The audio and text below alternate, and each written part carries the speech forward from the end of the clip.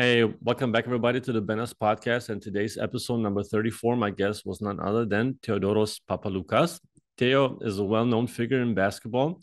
No need to introduce him. Theo's success with the Greek national team, as well as plenty of success in Euroleague, made him a household name. And today's episode was fully planned out, but it just took off in a matter of minutes. And Theo started talking. I started to think. He started to think. I started to talk. And it just went in all different directions. And we ended up talking lots of philosophy, lots of what it takes to bring up youth players, which he deals now with his academy. Truth, does truth matter? Is his truth correct? Does failure matter in kids? So all those little things, his experiences mixed in with my thoughts and elaborations made a really good podcast. And I think it's worth sharing. I think it's worth listening to. We also talked about retirement a little bit and about how he views the game and when he watches the game. I think there's a lot of things here to extract from, and I hope you enjoy this one. I hope you subscribe to this YouTube channel if you enjoyed it. I hope you share it with friends, and please subscribe to all the audio platforms. Leave reviews, comments. Everything helps. We want to grow this thing, and we want this thing to go around the world. All right. Thank you, and talk to you soon. Action. Theo, welcome to my podcast. How are you doing? Hello, Benas. Thank you very much for inviting me. It took us a little bit longer with all this time difference and our busy schedules, but thank God we made it. I'm pretty good. I'm in Athens. I'm in one of my academies. First rain of this season started, so we'll see. Hopefully the Wi-Fi connection will not suffer from the rain. So we met first, and I always look back to that because we met first in 2012 when you came for a trial to CSKA, and little did I know that I should be wearing a witness T-shirt, like they wear witness T-shirts, that I witnessed your last season in Moscow and your last season as a professional. So, and shout out to Kostas because he introduced us at first. That's where I met Kostas as well. He was training you at that time. What do you remember from that period when you first came to Moscow at the end of the season? Yes, I came close to Christmas. Yep. It was the last one of my career. I was looking to finish it in a high-level team. The previous year I was playing Maccabi, so I was waiting because I wanted to have, motivation. Because for me, motivation is the most important, especially in the end of your career. It's the only thing that helps you get over your body pains and that gives you energy. So, Coach Messina called me. The team needed one player. He knew that I know how the organization works, how he likes to work, and he invited me. So I was practicing by myself, but if you don't practice in the highest level, it's not the same. So I asked Kostas, Kostas, if anybody knows him, he used to be the the conditioning coach of CSKA for all these years. Now he's in Fenerbahce with Coach Itoudis. So he came with me to help me, to get back in shape as soon as possible. So we first met there. It was a very important period of my career because it helped me very much, to get over the end of the career. It's very difficult for an athlete this period. Everybody saw what happened last weekend, when this maybe GOAT of tennis, Roger Federer, stopped basketball, how emotional it was for him and for everybody. Yeah, we will talk about the retirement part later on. It's a very big topic that I always talk to former players about because I know there's a very big shift in identity, and I'm sure that you had your experience as well. But before we get there, I wanted to tell you that I always reference one of your sentences that I remember you saying when you came there, because when you came there, we were not in a good point of our season. They were very up and down. It fluctuated, and you, because you also already had the experience, and you always said that Messina's teams always start playing good basketball in February, March, April. you know, in this like around March, I believe you said. Can you elaborate on that a little bit? Because I know what you meant by it, but maybe the listeners can understand the real intent of your message. Most of the people, they remember the beginning and the end of the season. In the beginning, everybody's curious to see what's going on with the new team, the new players, how they're gonna fit together. And of course, everybody remembers the end of the season, that you have to see how many titles you won. So, Coach Messina is very smart. So he knew that the most crucial period is the playoffs, the final fours, and all these situations. So he was planning the team. He was building the team by trying to make them understand what he likes and how the team likes to play.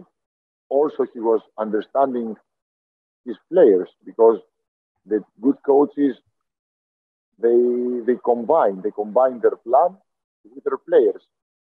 That's the key factor for me, for somebody that you want to make a winning team, because maybe you have a great plan and it's very, very important, but if your players cannot do it, it's like you don't have it.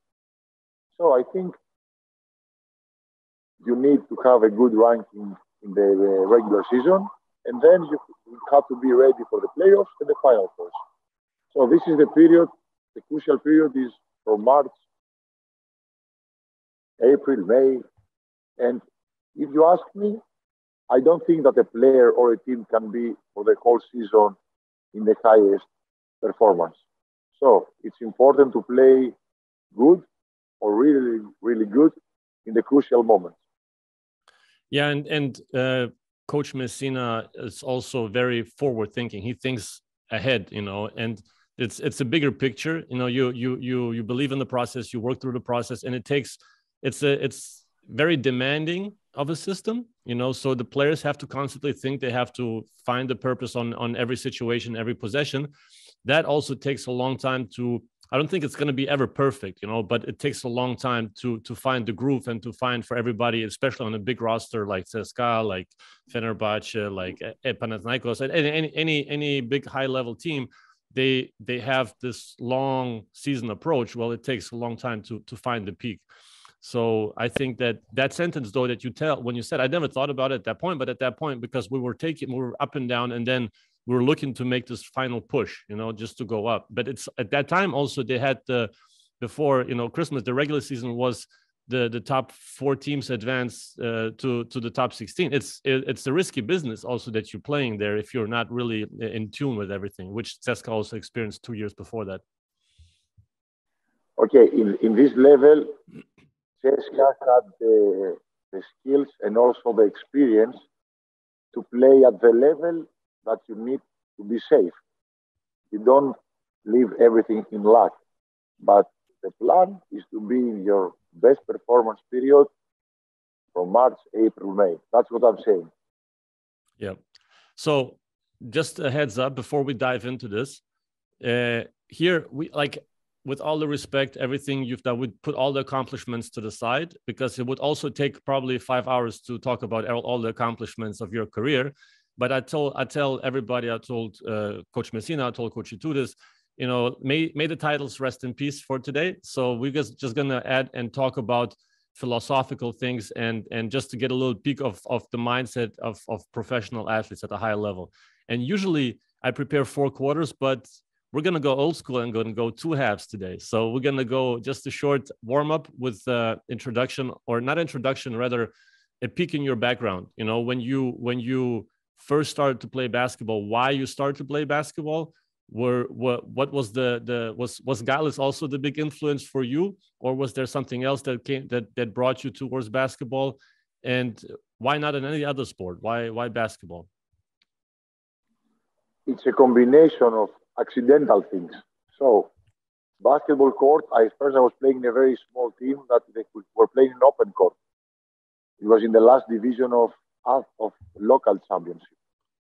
But it was the only place that was close to my house, and my family was feeling safe to go and spend my time there.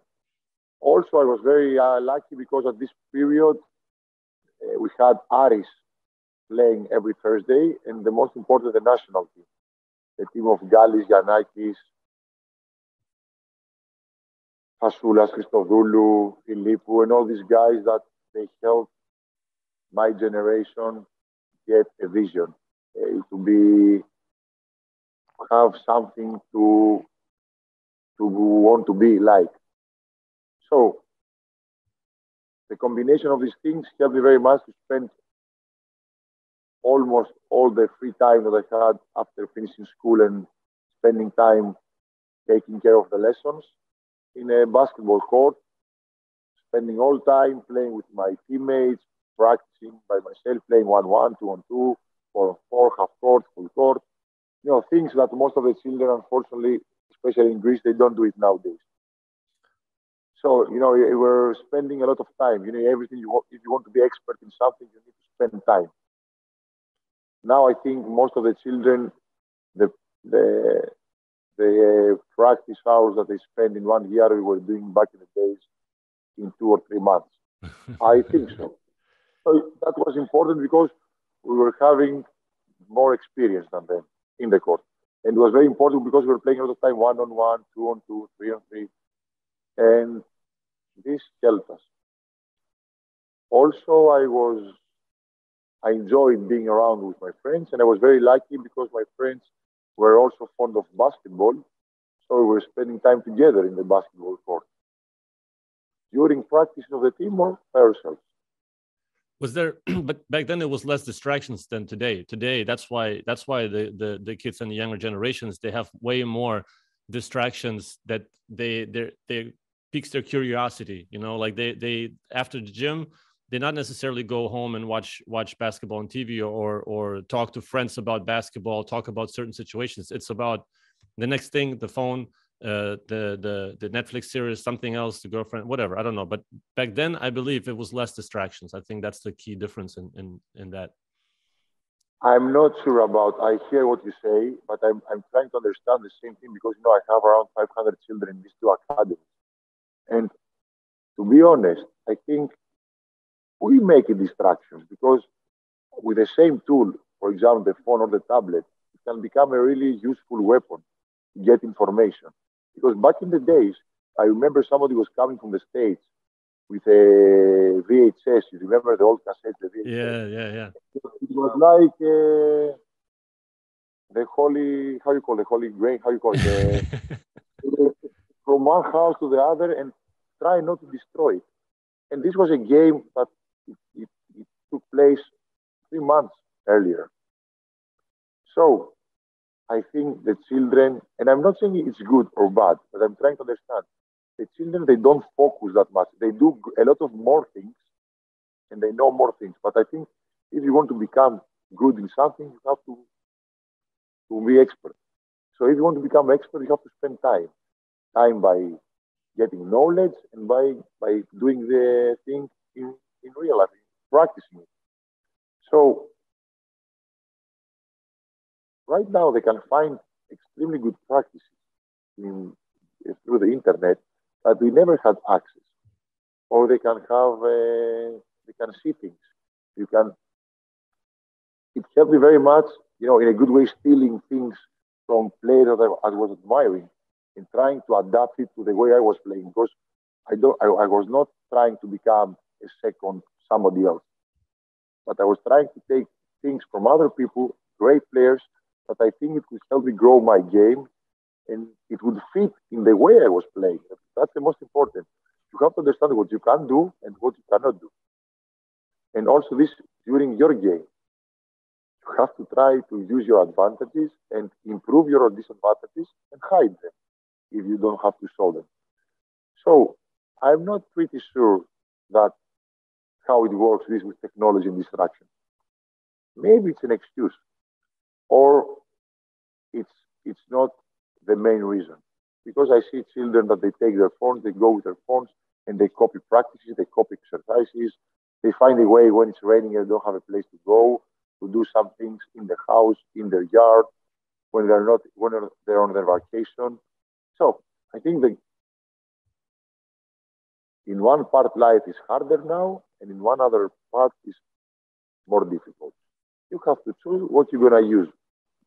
It's more you're closer to the situation because you have kids going through constantly, so you observe it, and we can talk about that as well, and we'll talk about your academy later on as well. But there's also more information available. So, like you said, it's at your hand tip. So I'm sure it's up to the kid and to the surroundings to help them use this tool. But if we go into the first half of this podcast with this exactly problem, and you had an 18-year career from 95 till 2013, so professional career. You observed a lot of different mindsets, different maybe it's two generations of players, maybe a third generation of players that were going away, coming in as you were going away. But is there something that you could witness throughout the years, the 18 years, almost 20 years, that had a profound change from the 90s in terms of mindset, from the mid-90s to 2010, 2011, 2012? What is there something that you witnessed being in a locker room constantly around the guys, and something that you can remember now that you think of?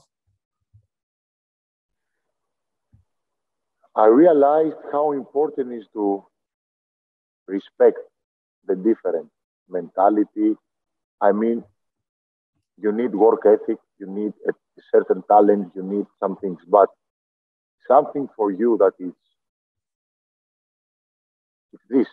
It's the thing that you have to start understanding that these other people were raised, grown different.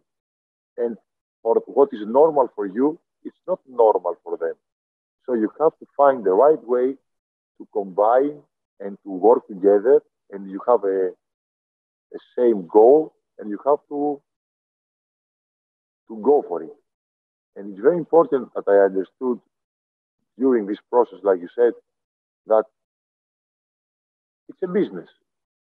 We don't have to like each other outside the court.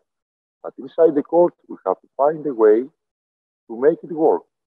I have to understand how you like to work. You have to understand how I like to work. Because if you say it's my way and it's the only way, I think you cannot survive in a high-level team. No. I think the high-level teams that they go for the championship, it's the same important, not only to be a good player, but it's for me, if you ask me, it is also to be a great teammate. Because you have to live in the same environment 9 or 10 months. Imagine the preparation. I say sometimes I spend more time with my teammates than with my family. And that's the truth. Because it's like your family. So you have to find a way to make it work.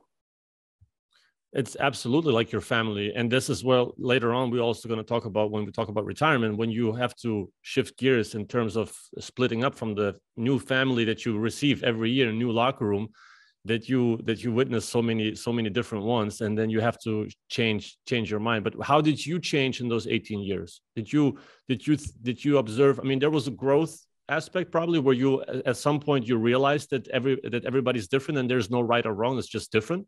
But where, in what aspect did you mostly evolve throughout your career, in terms of personality, in terms of attitude? Is there something that you remember, a key moment that changed you maybe? First of all, when you leave your country and you go to another country with extremely different mentality, you realize that your country is not the center of the world. It's very important. Your town is not the best city in the world. And there are other people that they have great stories, that they have a different process to bring you there. And it takes time to understand how important it is to listen to the other person. In the beginning, you like to talk. When you grow older, it's better to start listening. That's good advice. No, it's good advice. It's the truth. It's called wisdom. No, it's logical. When you are young, you are proud that you made it. And especially when you come from Europe, when you come from the States, it's more business oriented, the guys, and that's better. When you come from Europe, at least it worked for me more, and I think most of the players from my generation, it was also not only business. Yeah. It was a little bit more emotional. It was a little bit more, you were more sensitive about it. You took things more personal. And then you have to understand it's business. And you have to, and this helps you to grow. Some people, they don't understand this. And emotions, I'm not sure that they help every time. Emotions helps you when you want to make a step, when you want to step up your game. But most of the Europeans, back in the days when I was playing, because it's also, a lot of years ago, and basketball changed since I stopped. So a lot of players, they took it more personal than they should. And of course I did it too. And living abroad in a country that they have different culture, with people around Europe and the world that they have different cultures, if you don't adapt to this, you will not survive. And I think one of my talents is to adapt and to learn not only by my mistakes, but I learn by other people's mistakes. So I try to do different mistakes. And this helped me very much. So in the beginning, it was difficult playing in CSKA, but this helped me very much to become, first of all, a better person. And for sure, this helped me become a better athlete. Very good. No, it's about reflection, right? I mean, that by reflecting and understanding, analyzing, and admitting, you grow as a person, as a professional, as a mindset. So that's called growth, and I think that a lot of people realize it at a later stage when they make maybe too many mistakes. But let's go a little bit into the point guard vision. But then sorry, making mistakes is not bad. No, we teach the children that making mistakes. I ask mostly children, but also their parents, what is the opposite of success? And what most people say, that it's failure. And if you think about it, the opposite of success is quitting. Failure is part of the success. Nobody became great in 1 week. It's great now that you have all these documentaries about basketball. For sure, they show things much better than the others, but still, you see that the most successful people that you really admire, it was our idols. They didn't become great in 1 day, in 1 year. It took them years, and they didn't have success from day one. And that's the very important thing that I try to teach mostly to parents, because we are the problem. The parents, we are the problem. The children, they do whatever they see from us, not whatever we tell them. So the thing that I'm trying to teach them is that failure is part. Most of the parents, they get crazy when their children have a fail, when they fail in something. They take it personal because they think it reacts to them. And I try to tell them, life is not going to be like this. They have to be ready. Basketball is a way to train our children for everyday life. How many of the children will become professional basketball players? 1 of 1,000, 1 of 10,000. But the most important is to keep all the other guys to love basketball, because basketball gives you great things. So, and now you see children, they have a turnover, a miss-shot, and it's the end of the world for them. Most of the children, they look immediately up where their parents are sitting. And I say, don't do this. You're here to have fun. If you don't have fun, it's meaningless, because you sacrifice things when you love something and you have fun. If you don't love, and in the crucial moment, you're not going to sacrifice. You're going to find an easy excuse to quit. And this is the loss. We let children quit. We have to teach them that, listen, this thing, it's normal. It's life, and you have to survive, and you have to become stronger, you have to become wiser. You think now that the microphone that you have in front of you, it's the first one that they made. So it's maybe 100, 200, 250. And if now somebody sees how our phones back in the days, our tablets, our laptops, it's funny. You remember what we were wearing when we were traveling for music in the airplane or in the bus? Yes, but it looked great. Yes, it was phenomenal. It was phenomenal. So I'm saying that's a problem. Basketball it's a great tool. Sports is great tool. It's great tool. we have to use it in the right way. And we have to tell to children, you know what I say to most of the children when they come into my academy? You will never become a professional player. Can you accept it? And it's shocking for them and for their parents. And I say, you'll never make it. Because I'm not sure you're going to sacrifice things and you don't have the talent. And in the end of the story, I'm telling them after 20, 25 minutes, whoever stays and listens, I tell them, listen, back in 1995, a great coach, one of the greatest of Greece, very successful, he made an evaluation in a team that was playing. And he said, this guy, he showed me, he will never play.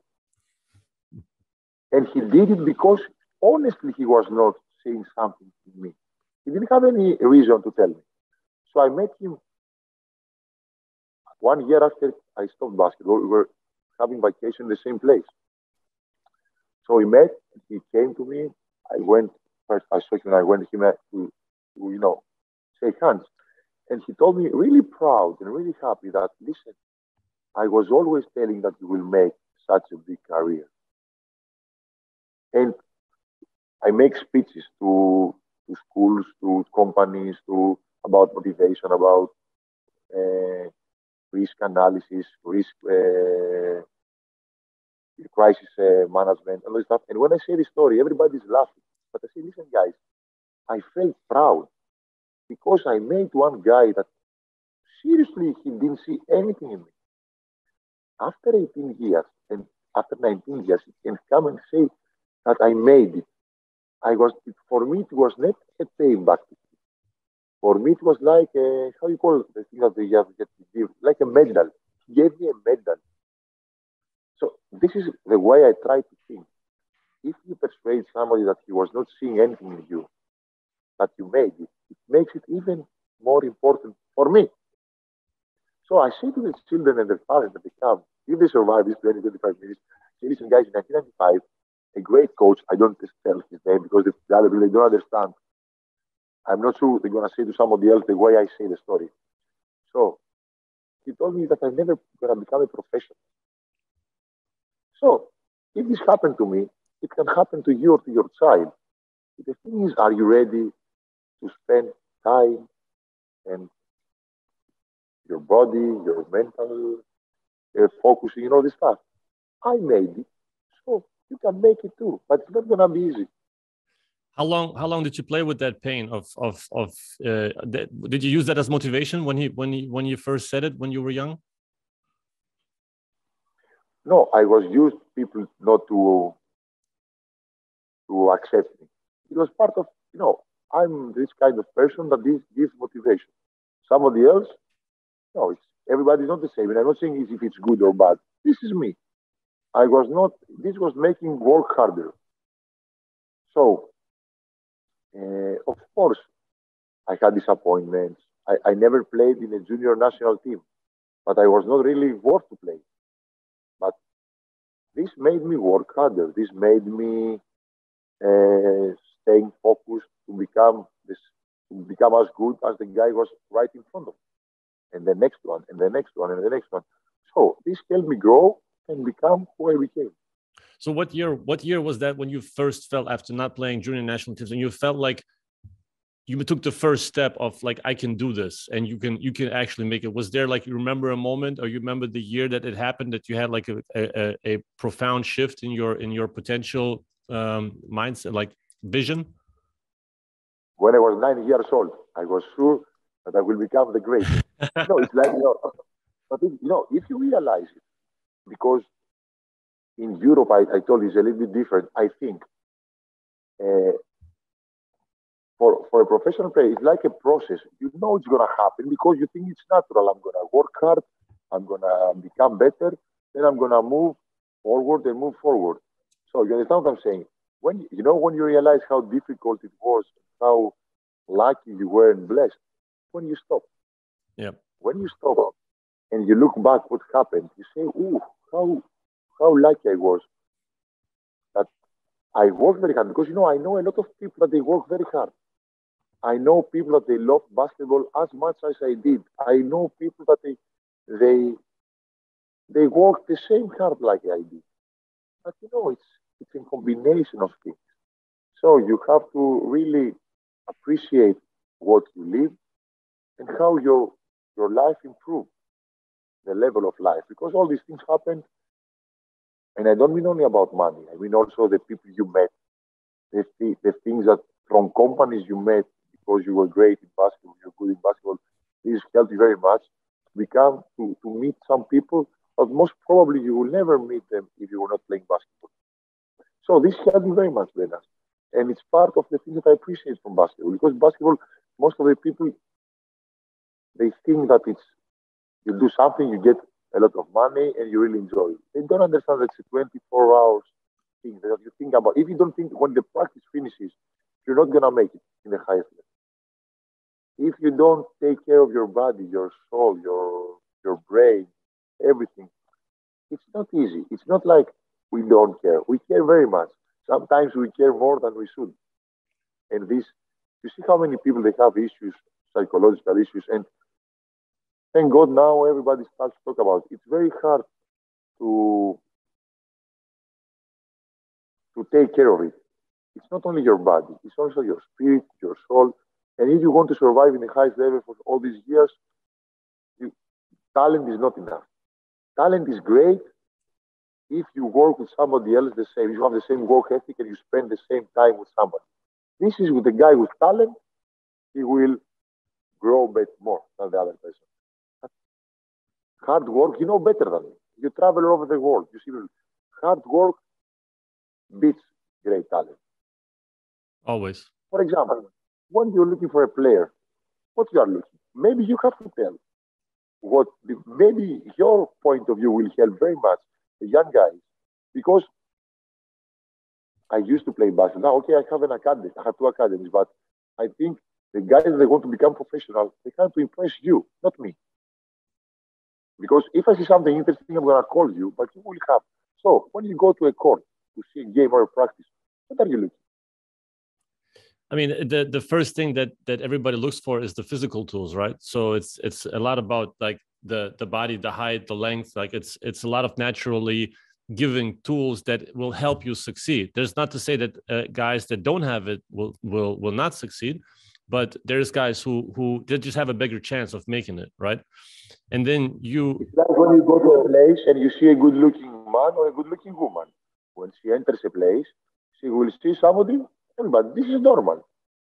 Sorry for this is the clocks that we have. That's okay. I don't know if you can hear them. So, okay, if life is unfortunately or fortunately, I think unfortunately, it's not fair for everybody. So we have to live with it. We have to go to next step. Some people, they have the thing, like you said, the body. But okay, what's the next thing that you're looking? Well, the heart has to be in there too, in the body. If the guy or the girl loves the game, if they're passionate about it, how bad do they want to win? You know, like you see when you see games live, you see the kids in the eyes, you see how they care, you know, and that makes a big difference. So it's not very important if you say that I love basketball, or I love soccer, or I love volleyball, but it's what you do about it. Yeah. Saying and doing are two different things. As we said earlier, you know, like, yes, some things are theoretical. You can, you know, say what you're going to do, but are you going to do it in the gym? Are you going to do it during a game? Are you going to dive on the ball? Are you not going to dive on the ball? Are you going to care how you carry yourself? What's your interaction with your teammates? What's your interaction with the coaches? I was just listening to a podcast about the greatest rugby coach of all time, who's now coaching England, I believe. And he coached different teams, I think Australia, Japan, and then he also coached England. So he doesn't look for, he goes to the games. He said like 3-4 players he's scouting. He doesn't look for like the talent. The talent is there because they all play on the same pitch. Everybody is playing, and they competing at the highest level. He just looks at the body language, at the verbal, nonverbal communication with the teammates. How does he react after the game? How does he react when the play call is called, and maybe he likes it, maybe he doesn't like it, maybe he is he a good teammate in situations where they need him? You know, like there's so many little nuances that make a little difference, and they help you Shara said it. It's about percentages. The percentages help you. Just 1% here, 1% there. It all adds up to the main big picture, and then either you have a masterpiece or you don't have a masterpiece. When I go to the games, a lot of times the game played is the right side and I look at the left side. And my friend says, what are you doing? I say, the game is played there now. You have to see the bench, how they react, the coaches, the teammates, the energy, the support. So, that's why I don't like to talk too much about basketball, because the way I see it, it's a little bit different than people that they never was involved in this highest level. So sometimes I listen to my friends talking about basketball that I understand a little more than other things.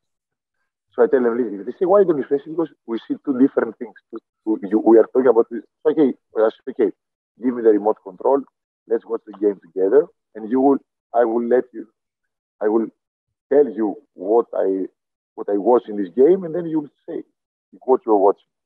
So this helps me very much to make my friends understand the sport a little bit different. Not like fans, but in between. They will never be able to see it like a player, like a coach, but it's better to see it something in between. The nuances. So that's what I try to do. Exactly. And that's what I try to say to the children here. Because they will become the future fans. For me, it's very important here. I wish that I have a player that has become the next great player of Greece, of Europe. But it's something at the same time big thing and little thing. Because I have every year 400 children, 500 children, that this will become the new fans. So if they know the sport better, they understand different, and they will appreciate better which team is good, which player is good, this will help the level of basketball to grow. So it's a very small thing what I do. I'm doing one of a million that happens, but this is what I can do. So I try, to train them to understand the game a little bit different. And I'm telling to the children, the things that I'm telling you, they're not the right things. You have to decide what is right and what is wrong. We have some ethical barriers that we don't go over. But inside, it doesn't mean that what I say it's good or it fits you. You have to find and make your own philosophy. But I'm going to give you information and you use them in the right way that works for you. It's education. And those kids, I was coaching kids as well, and it was smaller level in Germany, and they were like 0.05%. Maybe one guy will be professional, but I know that they may go on to be coaches. They may go on to be referees. They may go on just to be parents, father, whatever, just to be a better person. And you teach them, you educate them. There's certain things that translate from basketball to real life and vice versa. So as you said, the education in young children is very important for them to understand the essence of why they do whatever sport they do. It's valuing, not cutting corners, and being real, being on time, being disciplined. So there's a lot of different lessons to be taught with children, and I think that's probably one of the key lessons that most kids will take away from you. It's a procedure to get them ready for their everyday life. Yep. Because if they become coaches or referees, they will stay in the game. So they will. I mean about the people that probably some of them they will never play again basketball. Yep. Maybe they're gonna watch basketball like a fan, but these guys they have to be trained. That they have to find a way to survive in an environment that they like them, that they don't like them. To find a way in an environment that they are the smartest, or some people are smarter than them. How they can work with them and become better. So it's a procedure. In a basketball team, you have the multi-talented, you have the lazy guy, you have the guy that is overreacting, you have the guy that is oversensitive, you have the guy that is always there to give you the right information, the right word. So you get ready. Otherwise, you finish school and you go to a society that you're not prepared. Yeah.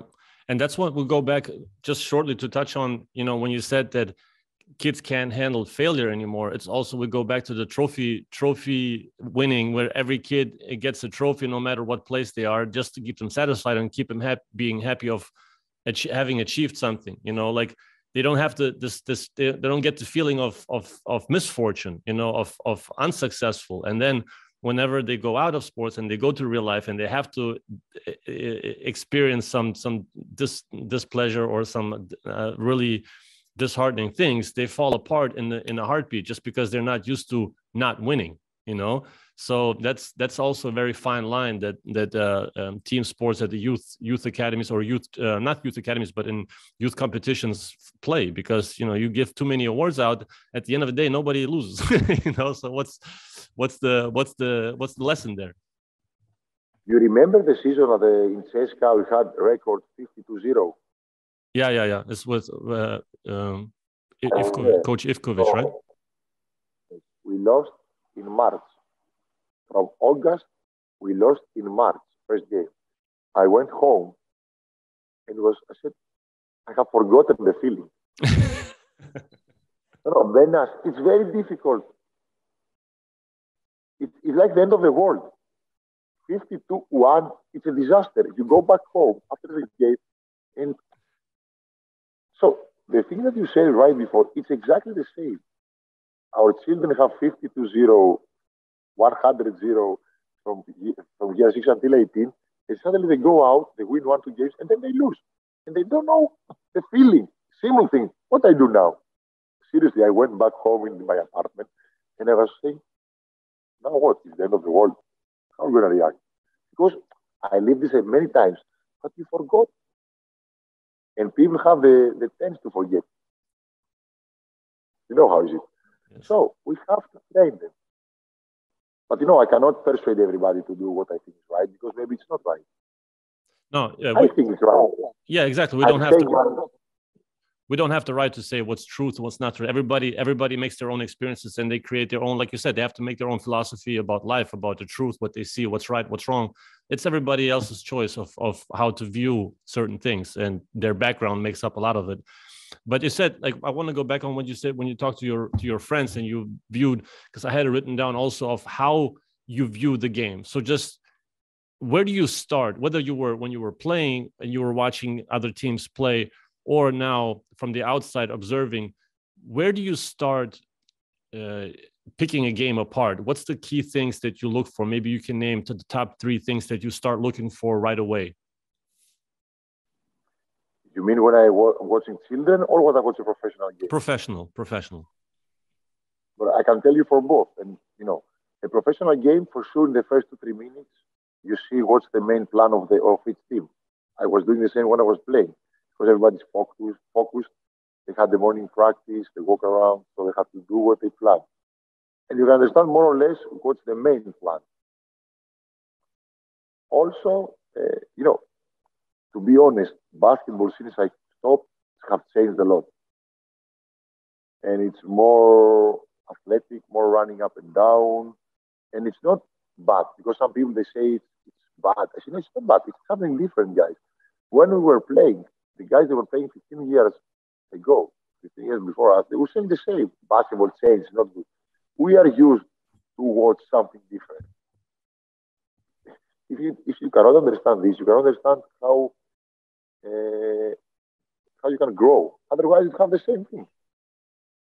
So, basketball is much, much different. But the thing for me very important is what I also watch in the young children, because it's very important how you understand the game.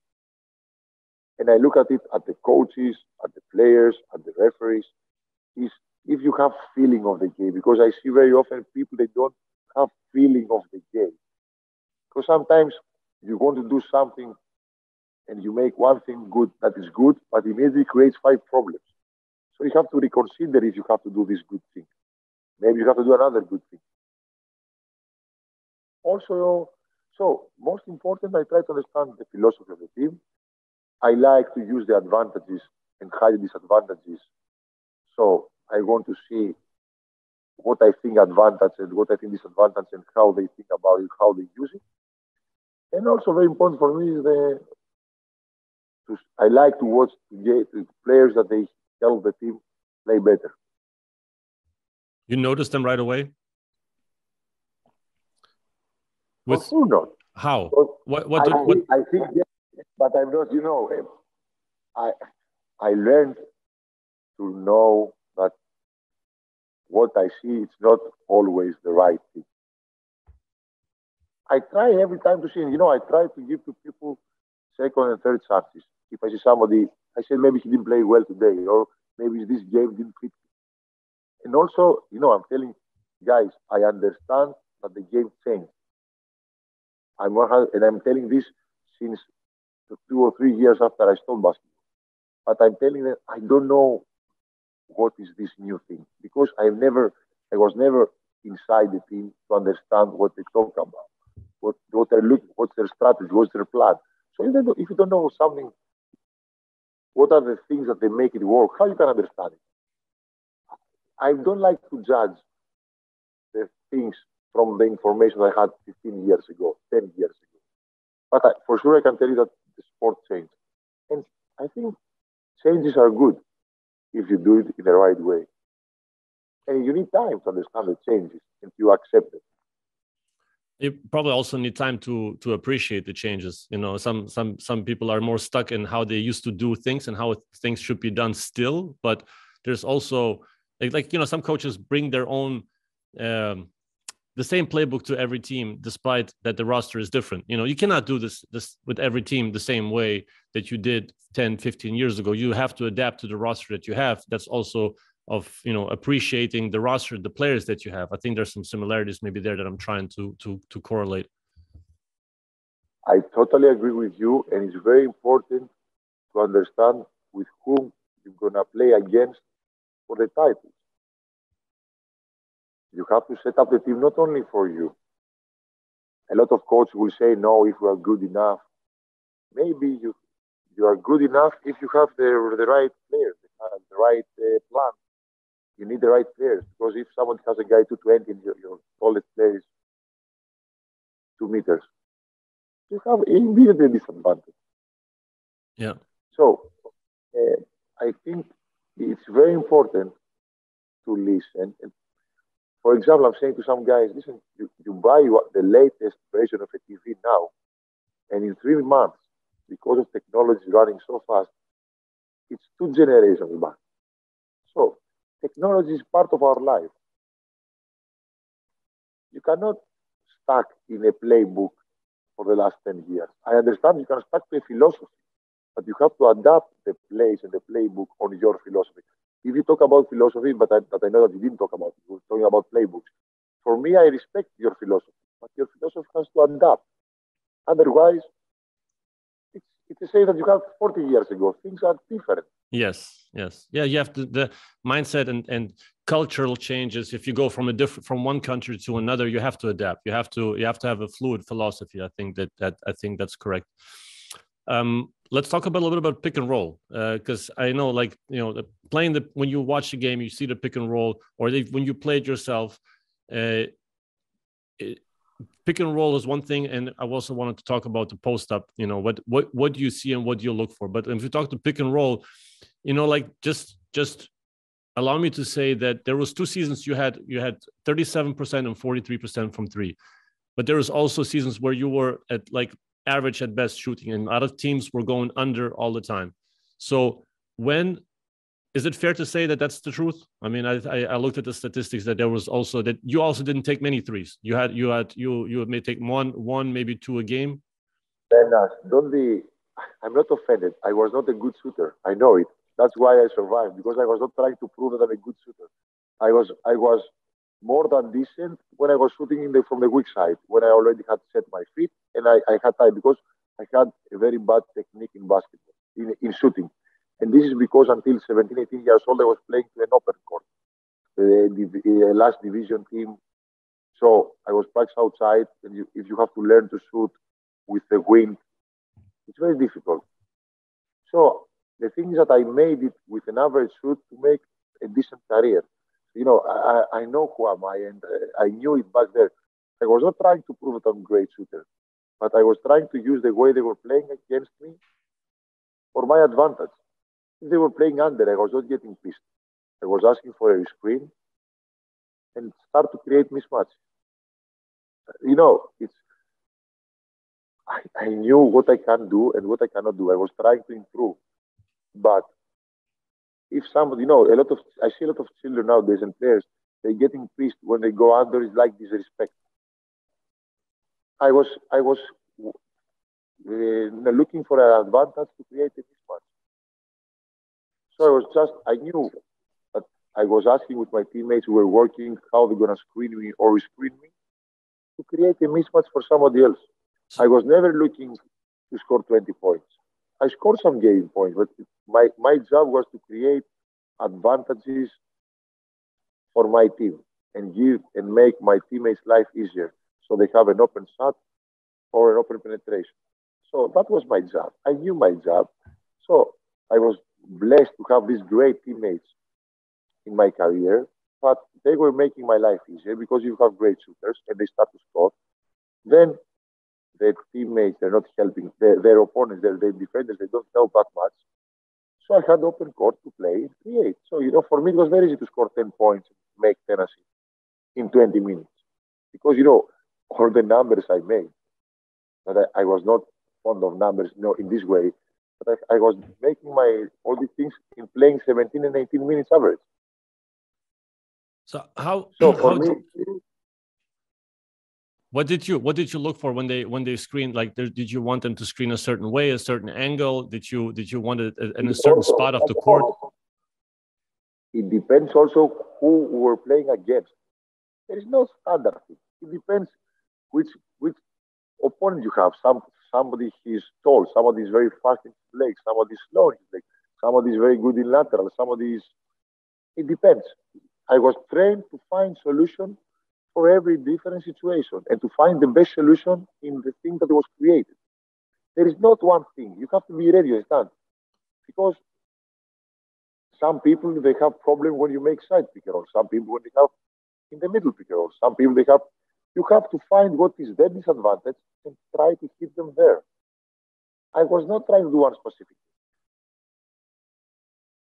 I was trying to create advantages for my team, for me, my team, and my teammates. That's what I'm saying.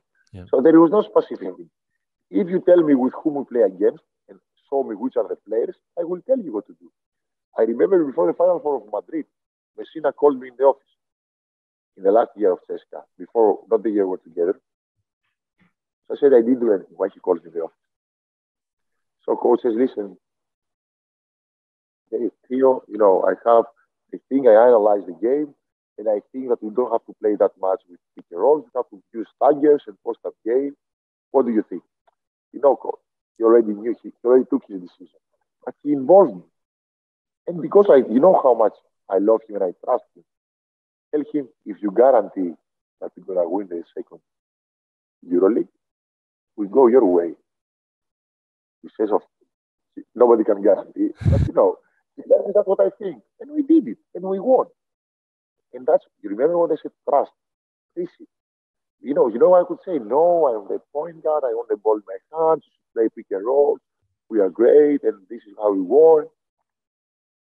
First of all, it will not change, Coach. Yeah. But also, you have to trust the people that they're there for you. It's better to trust a medium level plan than not to trust a great plan. In a team, if the coach has not the best plan, but everybody sticks on it and believes it, if you ask me, you have more chances to win than you have the great plan, but 2 or 3 players, they're not in it. So you have a disadvantage and you go to the post. What do you look for? Most of the people, they were giving me distance. They were playing because I was a good shooter. So for me, it was a benefit because I could read the game. And so it was 2 things. If he was putting to guard me one tall guy, most of them, I could beat them with my quickness. So the next step, it was the coach, what to do? They would put somebody that was shorter than me but he was faster. So immediately, my advantage was in the low post. So I was going to the low post. So, I had two solutions. So I was trying, if somebody was trying to create a disadvantage in me, that because if you ask about a shorter player, if I was trying to prove that I'm faster than him, I would lose. So I knew where was my advantage. I knew what they were trying to do, and I was doing the opposite. I don't remember who told me this great story when Olympiacos played in Paris against Chicago Bulls in the McDonald's Open, if you remember, 1996, I think it was. Olympiacos' plan was to force Michael Jordan in the low post, in the baseline, and trap him. So they're provocating to go, how you force somebody. Jordan was faking, turning up in the mid, shot 2, 3, 4 times. He was running back. I don't know if it's a true story, but it's a nice story, so I use it. But it's very possible that it's true. And he said to the bench, I'm not going to do what you want. I will do what I want. And that's really Michael Jordan words. No, I'm not going to. And this is a good thing if you take things from other players. So I was not doing what they want me to do. I was doing what I want to do. So I had two options. If I could not beat him in my quickness, I was going to the low post.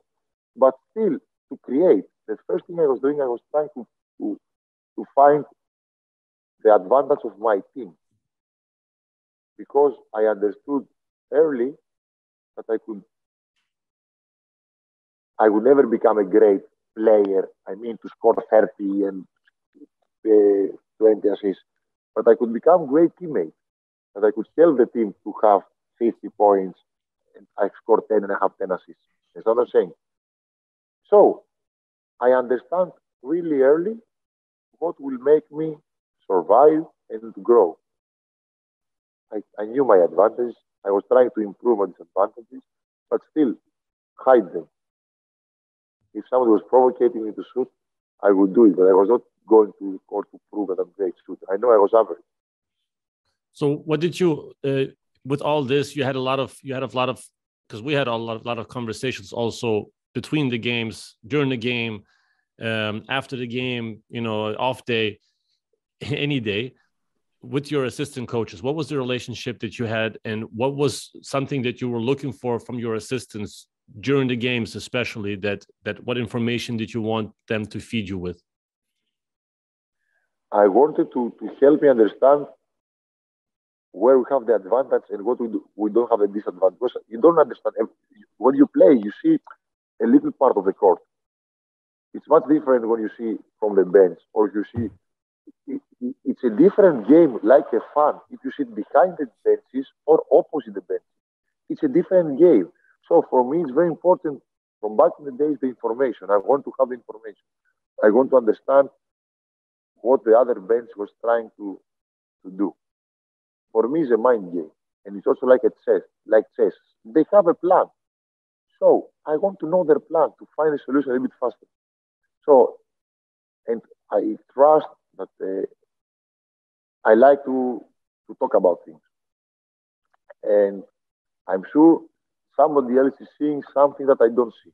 He has to persuade me that it's like this, but I'm open to hear, because for sure, it's like now that we sit one opposite the other in a table. If you write a 6, I'm going to tell you it's a 9. And we're going to argue all night, and both of us will be wrong.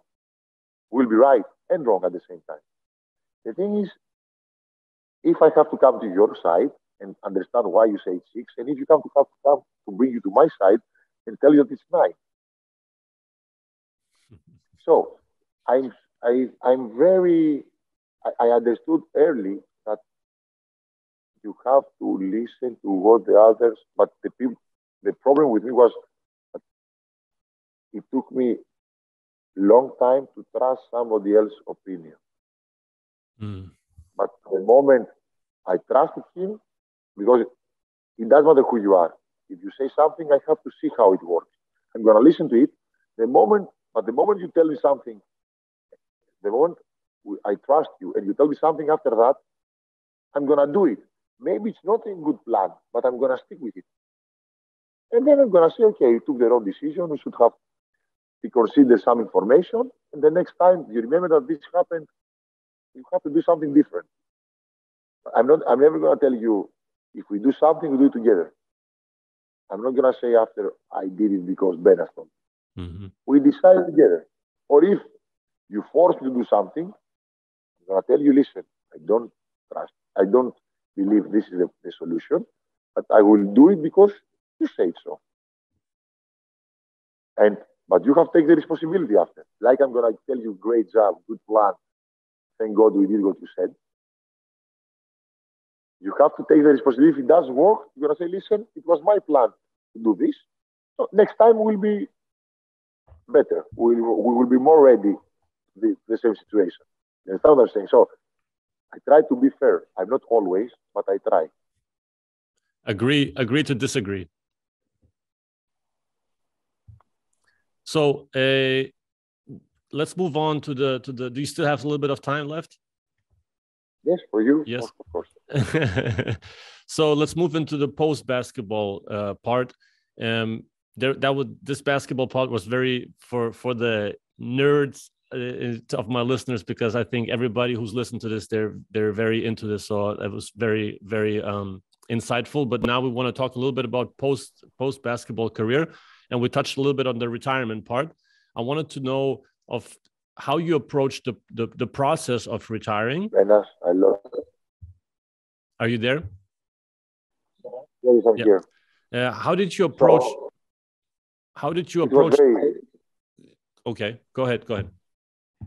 CSKA, it's like, if we could go back in our childhood period bedroom, and they tell you this is your room, exactly the same, without lights, everything switched off, it's dark. Go inside. You remember where is your bed, the closet, your desk, your glass. So CSKA gave me the opportunity going back and ending my career there. I think it helped me very much to have a smoother period after retiring. Because otherwise, it would be very difficult for me, I'm sure. Like, it's very difficult for everybody. If it would happen through any other team, it would be very, very difficult for me. So it was like I returned to my childhood bedroom. I knew everybody. I knew Astor. I knew everybody who was there. I knew Vera, everybody who was there, I was just going back home. So I was not feeling strange. I was very high. It was this sweet happiness. And also it helped me very much that my wife has studied psychology and specialized in sports psychology. Because, as you know, I'm a very, not strange, but I'm difficult in some things. And especially when you're in your highest level of career, you feel even more, not important, but you understand what I'm saying? You feel stronger. So it's very difficult to accept from somebody you don't know to help you go inside your mind and your soul. But I was lucky because I had this person in my house and she knew exactly what she has to do to help me find the path. Because, you have to find the path. Nobody can show you. People around you can help you, You will have to walk down the path. The people will show you maybe the path is this way, or you have to go climb from there, but you will have to find it. So my wife helped me very much because she didn't force me to things. I think I had a period of depression, that you don't want to do anything. And then I had a period I was doing things that I was not doing in the whole of my career because I was feeling more important to rest or to spend time in the court or, to see my friends, to see my family more. And after, 3 years, I decided to start doing business things, to spend my time, to have quality. But the most important for me right now is to have the privilege to choose my program. That's why I'm not involved that much in every day with basketball. I have the academies will work if I'm here or if I'm not here. For sure, it's better when I'm here. But I try to set all the things up, but when I show up, it's like added value. they work in a high level, whatever I do, because I do a lot of things with basketball and around basketball. But I try to set up good teams that they will work with or without me. And when I show up, I can help them grow a little bit. So what was the biggest learned behavior from your playing times that was hardest to leave behind? Was there something that you had, one behavior that had no good use in real life?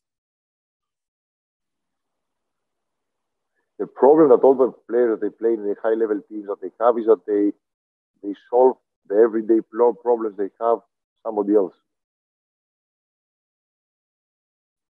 You know, small little things like service of your car, paying bills. Now everything, all these things with the technology, it's much easier. But 10 years ago, you have a lot of people that didn't know how where they can go and pay the bill.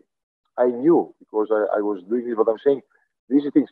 The major problem you have to face is that the routine. That's what kills the mind of the players, I think. And they have to adapt. That you don't have a routine. When you're a professional player, even in your day off is routine. Yeah, it's part of it. It's part of the big picture. Exactly. So I think the major problem that they have to find, to solve, is have a new routine and adapting to the new routine. But it's part of the game. Life goes on. You are 35, 36, 37 in your most productive period of your life. You need some time to recover, to find the new, and you have to, if you want to be in basketball, it's more or less the same. But if you don't want to stay in basketball, you have to understand that this is a period of time. You have some assets, you have some, you met a lot of people, so you have to start using these things for your new life. What's your big picture with your academy? Where do you want it to go? What's your vision for youth development? The thing I provide here is the high level information and practice and facility. I want to give to the children, but also to their parents, but mostly the children, the opportunity to practice in a high level quality of practice and a high level quality of facility.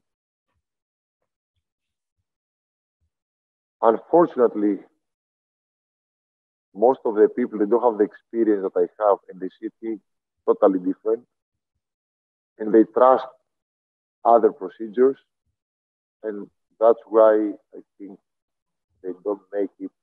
The people that they would have the opportunity, because it does mean if you love something very much, if you work very hard, that you can make it. I'm honest, but I see a lot of people that they, especially their parents, that they like the easy way. They like to hear the things that they want to be told.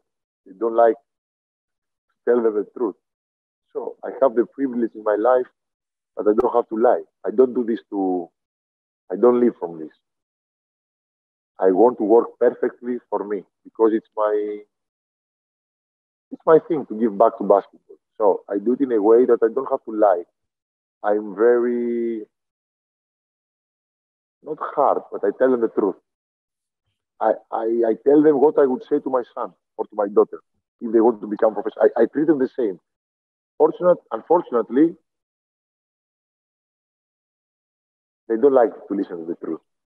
And they think that their children are much, much, much, much better than they really are. So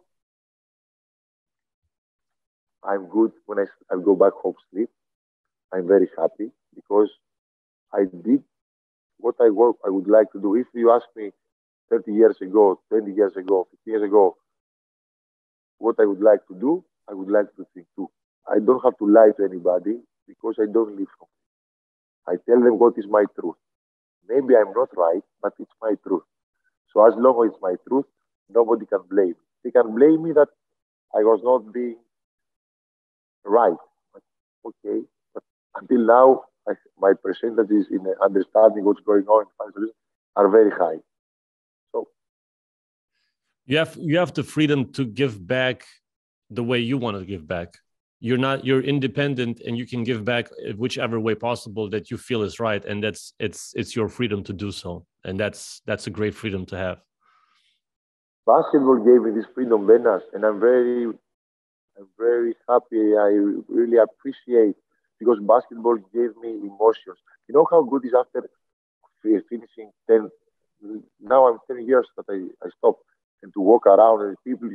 The best thing that somebody can tell to a professional player or to me is thank you for the emotions that you created for us.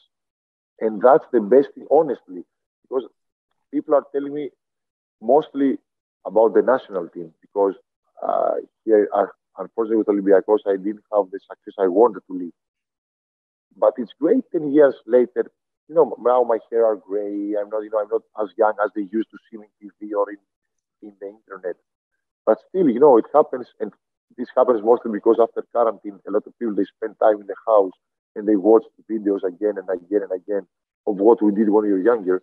And this is the best thing, and the feeling that creates. I want to tell you, thank you for what you made us, that we felt with you, the emotions that you created, and it's really incredible. And because you are into it, you understand how important this. Yeah, you left something behind for people to remember, and emotions are the thing that triggers the most, like good feelings that memories come back from, and that everything united. Like that's in Lithuania, you have a lot of that as well. It just brings back warm and energetic memories that everybody wants to live, day in, day out. The national team summers were always special. I read somewhere that it's saying after a lot of years, you don't remember what somebody told you, but you remember how he made you feel. Yeah. And if you think about it, it's something like this. Because they don't remember exactly which game, who was the best player against USA, against France, against Germany. But they remember that this team, these guys, coaches, players, administration, made us happy, made us cry, made us disappointed us. Also, it's part of life. Disappointment is part of life. So I can live with it. So if you ask me, basketball treated me so good, I have to give something back. And what I give back is this. Perfect. You ready for my ATOs? The last quick hitters. I will draw up some things for you, some quick questions and some quick answers to finish off. I know you're very organized because you have a routine with Google. I can imagine, and you give me time slots, and I want to respect your time, which I already disrespected a little bit. No, the thing is, I have to go pick my daughter from kindergarten. That's why I gave you the Okay. Let's go. No, because I knew it's gonna take longer. That's why I tell you, I knew it's gonna take 15 minutes longer. That's why even this is calculated. Oh, don't worry, let's go. That's a real point guard right there. Okay, let's go. So, the one lesson that you can remember that you've until this day that you learned from Coach Messina that you can take away. If there's from any one lesson that you take home with you every day. Messina is like a school. It's like in a university. It's not a lesson. It's in a university. In the university, you learn things. You learn how to think. So Messina, for instance, was a lesson. It was a university. Also, Ivkovic, I had the privilege to work with Coach Yanakis, coaches, big coaches. I had the privilege to go to different universities, different kind of school, of mentality. So yes, all these guys, they're not lessons, they're universities. Favorite failure? Favorite failure? No one. Is there a failure? But is there a failure that you it's a failure that you learned from and you hated, but you appreciate it? Every failure. Big thing was, the final in Athens against Panathinaikos. But every failure gives you something, because sometimes when you win, you don't see you. You put everything under the carpet, If everything goes well, you cannot say, guys, in the side pick and roll, we have maybe to change it. He says, it works, So in every failure for a sportsman is if he does take care of his body and gets an injury. And thank God I didn't have. This is a bad thing. Because losing, it's part of the game. And thank God I was not injured because of something that I didn't do in the right way. Your advice from your older self to your younger self. Sorry. Big failure, missed free throws in Italia with the national team against Germany, 2001. Okay. Because you understand, it helps you understand that when you're tired, you have to respect yourself and the team and ask for a sub. Very good. When you stay in the court, you have to be in the highest level for the moment. Very good. I was young and then, enthusiasm, it's different. Of course. Advice from your older self to your younger self.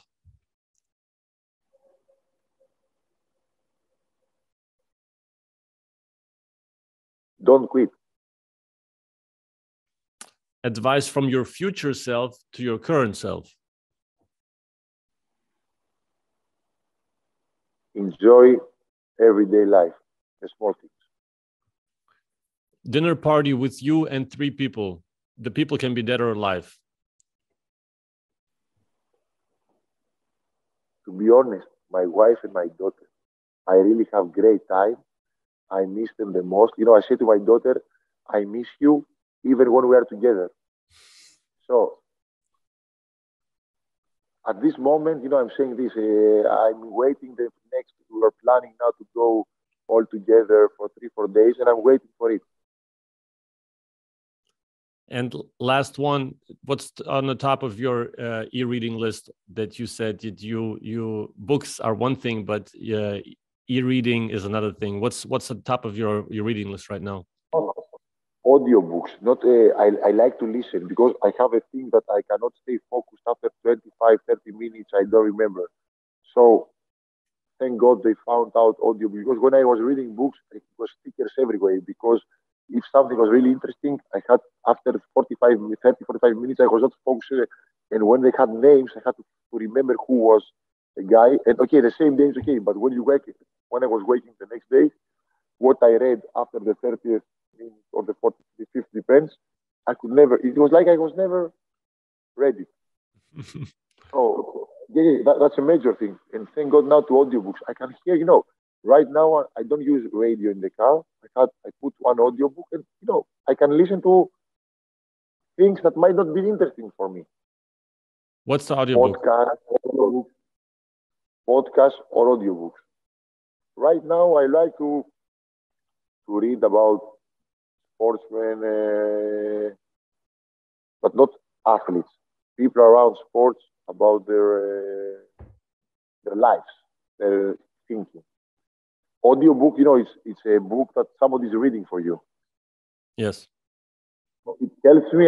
When I go in the car, when I'm by myself, when other people are inside, I don't do this. When my daughter is inside, we listen to the children's music, unfortunately. But it's part of the procedure.